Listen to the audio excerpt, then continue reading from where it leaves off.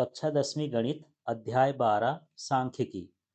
तो इस अध्याय के इम्पोर्टेंट प्रश्न देखते हैं जो बोर्ड परीक्षा के लिए ज़रूरी हैं। इन्हीं प्रश्नों को तैयार करिए, इन्हीं प्रश्नों से बोर्ड एग्जाम में प्रश्न आएंगे। चलिए देखते हैं प्रश्न।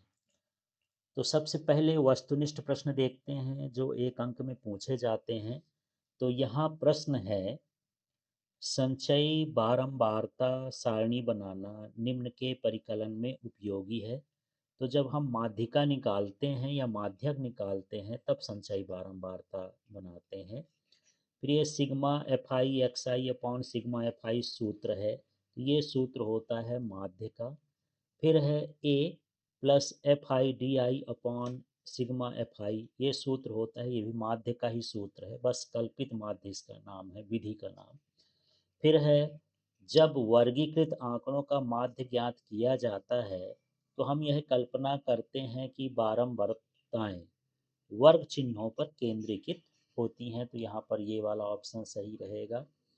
फिर से कम प्रकार के एवं से अधिक प्रकार के संचयी बारंबारता वक्रों के प्रतिच्छेद बिंदु का गुण होगा, ये होता है माध्यक का। अब देखते हैं रिक्त स्थानों को। सांख्यिकी में आंकड़ों का खाली स्थान संगठन, प्रस्तुतिकरण और विश्लेषण किया जाता है, तो आंकड़ों का संग्रह किया जाता है। आंकड़ों का औसत मान खाली स्थान कहलाता है, तो इसको माध्य कहते हैं। जिस मान की आवृत्ति सबसे अधिक होती है उसे खाली स्थान कहते हैं, बहुलक कहलाता है। फिर आंकड़ों का मध्य मान खाली स्थान कहलाता है, तो ये माध्यिका कहलाएगा। आवृत्तियों का क्रमिक योग खाली स्थान कहलाता है, तो ये संचयी आवृत्ति कहला गया। फिर है संचयी आवृत्ति वक्र को खाली स्थान कहते हैं, तोरण कहते हैं। फिर है वर्ग माध्य मान खाली स्थान कहलाता है, तो ये वर्ग चिन्ह कहलाता है। अब ऐसे प्रश्नों को देखते हैं जिनकी जोड़ी मिलाना है, तो चलिए यहाँ पर देखते हैं। ये सूत्र हैं, इससे आपको सूत्र भी तैयार हो जाएंगे और जोड़ी भी आपको देखना है। तो पहला वाला ये एक्स बार बराबर सिग्मा एफ आई एक्स आई, तो इसका जो है ये माध्य निकालने की कौन सी विधि कहलाती है? प्रत्यक्ष विधि कहलाती है।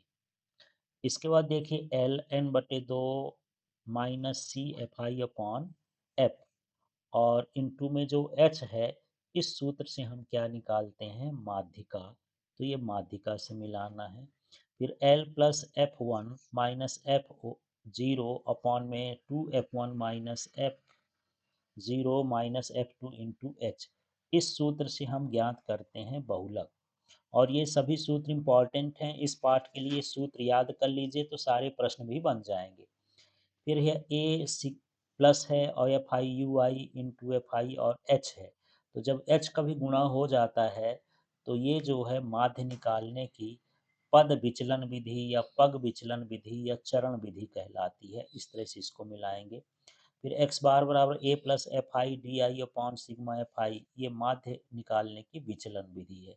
तो इस तरह से जोड़ी मिलाना है और इन सूत्रों को आपको अच्छे से याद भी कर लेना है। अब ऐसे प्रश्नों को देखते हैं जो सत्य सत्य में आते हैं। यहाँ प्रश्न है, समान प्रेक्षणों के वर्गीकृत एवं अवर्गीकृत आंकड़ों से निकाले गए माध्यमों का मान सदैव समान होता है, तो ये असत्य है। सूत्रों द्वारा केंद्रीय मापों के परिकलन में वर्गों का सतत होना आवश्यक होता है, ये भी सत्य है। प्रेक समान प्रेक्षणों के वर्गीकृत एवं अवर्गीकृत आंकड़ों से निकाले गए बहुलकों का मान सदैव समान होता है, ये असत्य है। फिर है, संचयी बारंबारता सारणी की आवश्यकता माध्यक का परिकलन करने में होता है, ये सत्य है। संचयी बारंबारता माध्य निकालने के लिए करते हैं। फिर बारंबारता का वक्र खाली स्थान कहलाता है, वो सॉरी इसको तोरण वक्र कहलाता है, तो ये क्या कहलाया? असत्य। बारंबारता का नहीं, संचयी बारंबारता का वक्र, यदि संचयी लिखा होता तो तोरण वक्र होता। अब चलिए एक शब्द वाले उत्तरों के प्रश्नों को देखते हैं। केंद्रीय प्रवृत्ति की मापों माध्य, माध्यक एवं बहुलक में से कोई भी दो मापें दी हों तो तीसरी माप कैसे ज्ञात करेंगे? तो ये सूत्र होता है बहुलक बराबर 3 गुणे माध्यक माइनस 2 गुणे माध्य। ये सूत्र होता है, इस सूत्र का प्रयोग करके हम कुछ भी निकाल सकते हैं। फिर है संचयी बारंबारता का वक्र क्या कहलाता है, तो इसे हम त्वरण कहते हैं। फिर है सर्वाधिक बारंबारता वाला वर्ग क्या कहलाता है, तो ये कहलाता है बहुलक वर्ग। फिर है संपूर्ण वितरण को दो बराबर भागों में बांटने वाला अंक जिस वर्ग अंतराल में होता है उस वर्ग को क्या कहते हैं, तो कहलाता है माध्यक वर्ग। फिर है तोरण कितने प्रकार के होते हैं, तो ये दो प्रकार के होते हैं।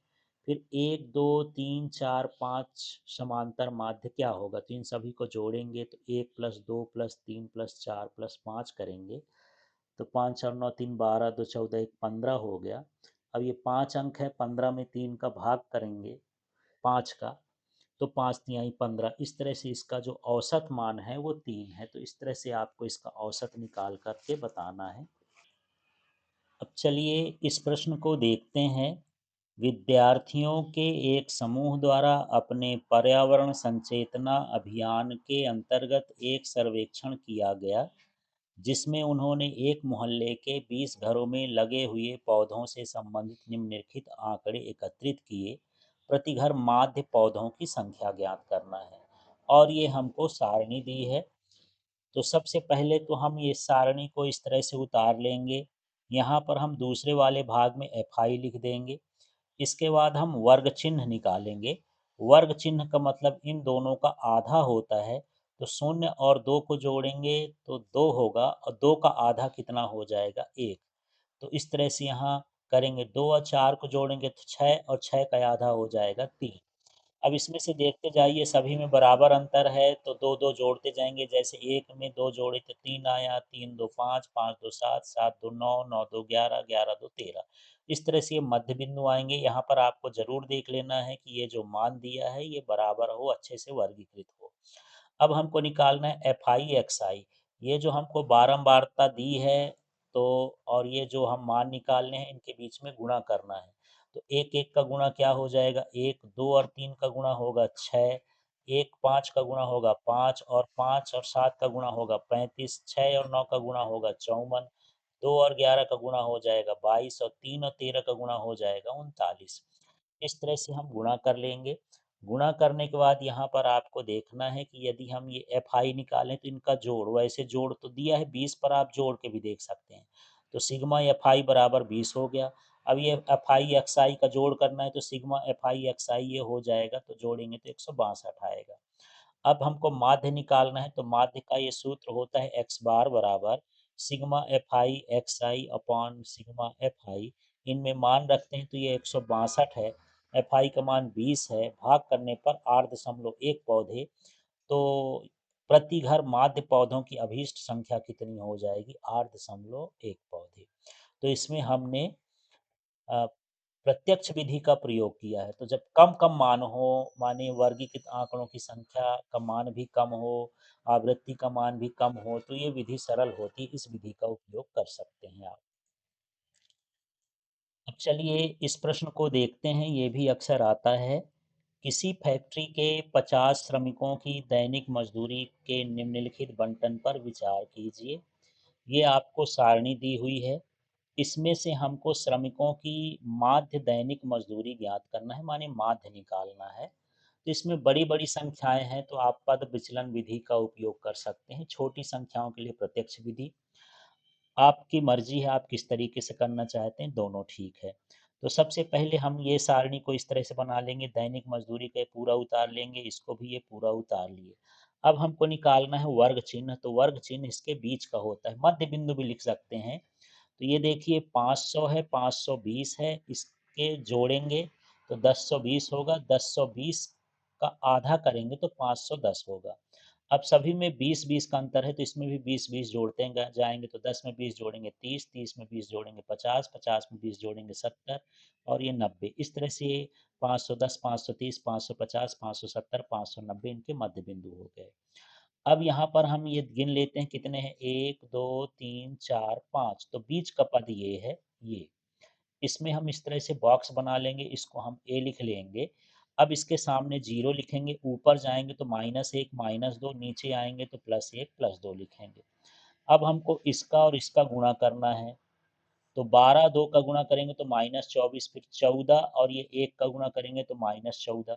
इसी तरह 8 और 0 का गुणा करेंगे तो 0 आ जाएगा, 6 और 1 का गुणा करेंगे तो 6 आएगा, 10 और 2 का गुणा करेंगे तो 20 हो जाएगा। 24 और 14 जोड़ेंगे तो -38 और 6 और 20 जोड़ेंगे तो 26। 38 में 26 घट जाएगा तो ये -12 आ जाएगा। इस तरह से हम इसकी सारणी को तैयार करेंगे। अब यहाँ पर हम देख लेते हैं, ये एफ आई यू आई का जोड़ है तो सिग्मा एफ आई यू आई बराबर -12 हो गया, और हमको ये भी एफ आई का जोड़ करना है तो सिग्मा एफ आई बराबर 50 है। जोड़ने की ज़रूरत नहीं है, दिया है वहाँ पर प्रश्न में ही कि ये 50 परिवार थे, श्रमिक थे। अब यहाँ पर हमको पता है कि इसमें क्या-क्या है, तो A बराबर 550, ये जो मान आप बीच का माने हैं ये A का मान कहलाएगा। H माने इनका अंतर जो है 500 520 है, तो ये अंतर कितने-कितने का है, वर्गांतर है ये 20 का है। अब हम जानते हैं x बार बराबर जो सूत्र होता है A plus sigma F I you I upon sigma F I into H है। ए का मान कितना रख दिए, ए की जगह 550 रख देंगे। सिग्मा एफ आई यू आई का मान -12 है तो -12, एच का मान 20 है तो 20, और ये 50 है तो 50। फिर ये 550 तो माइनस प्लस तो माइनस हो जाएगा। 12 दूनी 24, 240 बटे 50 है। ये शून्य शून्य काट देते हैं, 550 भाग करेंगे तो -4.80 हो जाएगा। इस 4.80 को घटाएंगे तो ये हो जाएगा 545.20। मतलब अभीष्ट माध्य दैनिक मजदूरी 545.20 होगी। इस तरह से इस प्रश्न को करना है। अब चलिए इस प्रश्न को देखते हैं। निम्नलिखित बंटन एक मोहल्ले के बच्चों के दैनिक जेब खर्च दर्शाता है। माध्य जेब खर्च रुपए 18 है। लुप्त बारंबारता एफ का मान ज्ञात करिए। ये सारणी दी हुई है, इस सारणी को हम ऐसे नीचे उतार लेंगे खड़े में। अब इसका हम निकालेंगे मध्य बिंदु, तो 11 13 को जो आप जोड़ेंगे तो 24 होगा। 24 का आधा 12 हो गया। अब दो दो का अंतर है तो 12 दो 14, दो 16, दो 18, दो 20, दो 22, दो 24, इस तरह से दो दो जोड़ देंगे। अब इन दोनों का गुणा कर देंगे तो 7 में 12 का गुणा करेंगे तो 84, 6 में 14 का करेंगे तो ये 84, 9 में 16 का करेंगे तो 144, 13 का 18 में करेंगे तो 234, एफ का 20 में करेंगे तो 20 है, 5 का 22 में करेंगे तो 110, और 4 का 24 में करेंगे तो ये हो गया 96। इस तरह से हमको जोड़ करना है, वो गुणा करना है। गुणा करने के बाद हम इसको जोड़ेंगे तो देखिए इसमें एफ भी है, तो सारी संख्याओं का जोड़ जो है 44 है, एफ को हम अलग से लिख देंगे प्लस एफ हो गया। इसी तरह से इन सभी को जब हम जोड़ेंगे, इनको एफ वाले को छोड़ करते तो 752 प्लस 20 एफ हो गया। अब हम जानते हैं माध्य का सूत्र होता है एक्स बार बराबर सिग्मा एफ आई एक्स आई अपॉन सिग्मा एफ आई। मान रख देते हैं, तो ये सिग्मा एफ आई एक्स आई का मान ये तो है 752 प्लस 20 एफ, और सिग्मा एफ आई का मान है 44 प्लस एफ, और जो एक्स बार का मान है 18 है। अब इसमें हम 18 में इसका गुणा करेंगे 44 का और इसमें, तो ये आ जाएगा 18 या प्लस 792, इधर का उसी तरह से ये है। इसको हल करके एफ का मान निकालना है। अब हमारे पास 20 एफ है, 18 एफ का इधर पक्षांतर कर देंगे तो -18, 792 है, ये 752 का पक्षांतर कर देंगे। 20 में 18 घटाएंगे 2 एफ हो जाएगा, 792 में 752 घटाएंगे 40 हो जाएगा। एफ बराबर ये कितना हो जाएगा 20। तो यहाँ जो बारंबारता का लुप्त मान है उसका मान कितना होगा, 20 होगा। अब चलिए यहाँ है प्रश्न, किसी गेंदबाज द्वारा 10 क्रिकेट मैचों के लिए विकेटों की संख्या निम्नलिखित हैं, 2 4 6 5 0 2 2 1 1 3 ऐसे। इसके लिए हम सारणी बनाएंगे, शून्य से चालू करते हैं। विकेटों की संख्या शून्य है, 1 है, 2 है, 3 है, 4 है, 5 है, 6 है। अब इसमें हम देखेंगे शून्य वाला कितना है, तो शून्य वाला कितना है 1, तो यहाँ पर 1 लिख दिए। फिर एक वाले कितने हैं, तो यहाँ एक वाला एक ही है तो यहाँ एक लिख दिए। फिर दो वाले कितने हैं, तो एक हो गया, ये दो वाला, और ये दो हो गया, और कहाँ है, ये हो गया तीन, तो दो वाले तीन है तो यहाँ तीन लिख दिए। फिर इसके बाद तीन वाले देखते हैं, तो ये तीन है, ये तीन है, कितने तीन है, दो, तो ये दो हो गया। चार एक ही बार है तो एक ही लिख लिए, पाँच भी एक बार है तो ये भी लिख लिए, और छः एक बार है तो ये भी लिख लिए। अब हम इसमें बहुलक देखेंगे, तो ये जो मैचों की संख्या है इसके अनुसार अब हम देखेंगे, तो यहाँ पर देख लीजिए कि यहाँ पर जो है 3 मैच हैं, 3 मैच में 2 विकेट लिए गए हैं, तो यहाँ पर बहुलक का मान कितना है, 2 है, जो बहुत बार आया है। बहुलक का मतलब जो आंकड़े में बहुत बार आया वही बहुलक बहुलक होता है। आप सारणी बिना बनाए भी बता सकते हैं। तो यहाँ पर जो बहुलक का मान है वो क्या है? 2 है। अब चलिए यहाँ इस प्रश्न को भी देखते हैं। निम्नलिखित सारणी किसी अस्पताल में एक विशेष वर्ष में भर्ती हुए रोगियों की आयु को दर्शाती है। तो चलिए ये सारणी बनी हुई है। तो इससे हमको बहुलक का मान ज्ञात करना है और साथ में इसका माध्य भी निकालना है। तो हम यहाँ पर केवल बहुलक देख लेते हैं, क्योंकि बहुलक भर आएगा अकेला, माध्य का अलग प्रश्न आता है, आप लोग पढ़ चुके हैं। तो सबसे पहले बहुलक के परिकलन के लिए देखते हैं। यहाँ बहुलक वर्ग 35-45 है। तो बहुलक वर्ग यहाँ देखेंगे कि यहाँ पर संख्या जहाँ ज़्यादा होगी वही बहुलक वर्ग होगा। तो ये बहुलक वर्ग कितना हो गया? 35 और 45, क्योंकि इसकी बारंबारता अधिक है। इस वर्ग की जो निम्न सीमा है, एल का मान है यहाँ पर 35 है, तो यहाँ 35 लिख लिए। बारंबारता F1 है, तो F1 का मान ये 23 है। और यहाँ H का मान इसमें से घटा लेंगे, 35 में से 45, तो कितना आएगा? 10। और बहुलक वर्ग की बात करते हैं तो बहुलक वर्ग के पहले की जो बारंबारता है वो कितनी है? 21 है, तो यहाँ पर 21 लिख लेंगे। और जो बाद वाली है 14 है, तो यहाँ F2 का मान कितना हो गया? 14 हो गया। इस तरह से हम यहाँ सभी मानों को छांट लेंगे और मुख्य रूप से आपसे सूत्र बनना चाहिए। तो ये सूत्र होता है बहुलक का, इसको देखते हैं। अब यहाँ पर बहुलक का जो सूत्र होता है, z बराबर l प्लस ब्रैकेट में F1 माइनस F0 अपॉन में 2F1 minus F0 F2 into H है। इसमें सभी मान रख देंगे। l का मान यहाँ 35 था, ये l का मान 35 लिख दिए, ब्रैकेट लगा दिए। F1 का मान कितना है यहाँ पर देख लीजिए, 23, तो ये 23 हो गया। फिर इसके बाद F2 का मान 14 है, यहाँ F0 का मान 21 है, तो 21 लिख दिए। फिर ये अपॉन में 2F1 है, तो 2 गुणे 23 हो गया। F0 का मान -21 और ये -14 है, गुणे में जो H का मान 10। अब इसको हल करना है, तो हल करने के लिए 35 लिख दिए। 23 में 21 घटाएंगे तो 2 आएगा, 23 में 2 का गुणा करेंगे तो 46 आएगा, 21 और 14 का जोड़ देंगे माइनस माइनस, तो 35 और गुणे 10 हो गया। अब यहाँ पर देखेंगे कि 10 और 2 का गुणा करेंगे तो 20 और 46 में 35 घटाएंगे तो 11।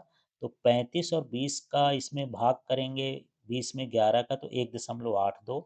इसको जोड़ देंगे तो 36.82 इसका जो है बहुलक आएगा। इसलिए इस तरह से आपको बहुलक निकालना है। तो कोई भी सारणी आए, सूत्र आपको याद रहना चाहिए, बहुलक निकालना आसान है। चलिए एक प्रश्न इसको देखते हैं। और ये जो बड़े प्रश्न हैं इनको आपको लगा के देखना है, तभी एग्जाम में अच्छे से बनेंगे। किसी स्कूल की कक्षा 10वीं की 51 लड़कियों की ऊंचाई का एक सर्वेक्षण किया गया और निम्नलिखित आंकड़े प्राप्त किए गए। तो ये सारणी दी हुई है। तो 140 से कम है, 145 से कम है, 150 से कम है। तो इसका हम इस तरह से टेबल बना लेंगे। ये 140 से कम, फिर 140 से 45, 45 से 50, 50 से 55, 55 से 60, 100, इस तरह से हम लिख लेंगे। इसकी बारंबारता, ये जो ये बारंबारता दी है, इस बारंबारता को भी हम लिख लेंगे। अब हमको संचयी बारंबारता निकालना है, तो ये हम लिखे हैं 4। फिर 4 में 7 जोड़ के ये लिखेंगे 11। फिर 11 में 18 जोड़ के लिखेंगे ये 29। 29 में फिर 11 जोड़ के लिखेंगे तो ये कितना हो जाएगा? 40। फिर 40 में हम 6 जोड़ के लिखेंगे तो 46। फिर 46 में 5 जोड़ के लिखेंगे तो 51। इस तरह से यहाँ पर संचयी बारंबारता निकालना होता है। अब ये टेबल बनने के बाद यहाँ पर देख लेते हैं कि ये संचयी बारंबारता माने कुल बारंबारता का मान कितना आ गया? 51। तो n बराबर 51 लिख लिए। इसका आधा कर लेंगे n/2, तो ये हो गया 25.5। अब 25.5 किस वर्ग अंतराल में है ये हमको देखना है। तो जो 25.5 है वो कहाँ पर आएगा? 145 से 150 के बीच में, ये वाला भाग है। तो ये किस में आएगा? 29 वाले पार्ट में आएगा। तो 145 और माइनस 150 इसका वर्गांतर है। तो इसमें निम्न सीमा एल का मान कितना हो गया? 145। एल के मान की जरूरत पड़ेगी। अब इसके ठीक पहले की जो बारंबारता है वो है 11, जिसको हम सी एफ कहते हैं। ये 11 हो गया, तो सी एफ का मान 11 लिखेंगे। फिर यहाँ पर इसके जो एफ जो इसकी बारंबारता है वो कितनी है 18, तो ये 18 लिख लेंगे। एच का माप जो वर्गांतर है ये 5 है। अब यहाँ माध्यक का सूत्र होता है L प्लस एन बटे दो C F upon F into H. तो इसमें मान रखेंगे। L का मान देख लीजिए, L का मान 45 है। एन बटे दो का मान कितना आया है 25.5, तो 25.5। सी एफ का मान कितना है 11, तो ये 11 लिख लेंगे। और एफ का मान कितना है 18, तो 18। और इंटू जो इसके माप है वर्गांतर है वो एच है, उसको रखेंगे।